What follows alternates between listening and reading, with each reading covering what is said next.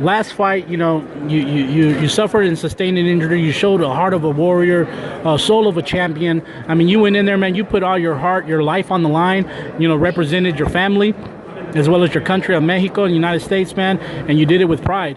I was watching a documentary on you, man, and I remember one of the things that really stood out to me was that, it wasn't so much about the fight. The hardest thing about the fight wasn't the fight, but it was actually after the fight.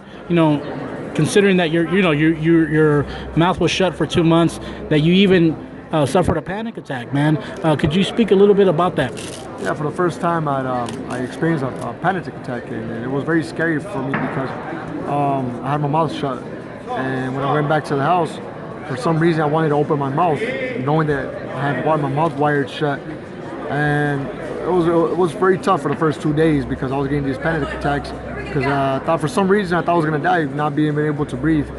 And it was very tough for me. It was very tough for me and tough for my family. It was very tough for me to see my family suffering because it was very tough to see.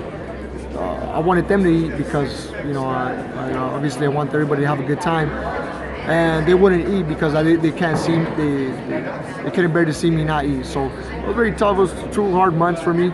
But that's in the past right now. I'm very grateful and thankful to God that I'm here right now. This position where I'm fighting is in a great event, great venue, a great against a great card. Thankful with top rank, and I just can't wait to step in the ring and start again where I left off. And I think that's why a lot of people follow you, man. A lot of people root for you, man, because you speak from the heart. You're very humble. You do your talking in the ring. You're a respectful fighter, man, to your opponents, but you leave it all on the line. Props to you, brother. Props for coming back, and even a lot of people could arguably say that one won't come back the same from an injury that they sustained such as that. But considering that now you're fighting another, I believe, undefeated fighter coming out of Italy, man. There's not really a lot of tape on him. When you're preparing for a fight, Oscar, do you sit down with your coach and watch film, or is it one of those things where you just kind of study your opponent to get a game plan together? Well, we definitely study our opponents. That's one thing we always do. We see a lot of film. Not just my opponent, we see a lot of fights in general. We're trying to work on what we can learn from each fighter. I'm constantly seeing Eric Morales. He's my idol growing up, and I'm always looking at Eric Morales. He's a great warrior, but at the same time, it wasn't that easy to hit Eric Morales. Not a lot of people admire his defensive skills. So there's a lot of things I try to learn from each fighter, and especially we've been studying a lot, Tomasone, me and my trainer. So we know he's a tough fighter. It's not going to be a walk in the park for me.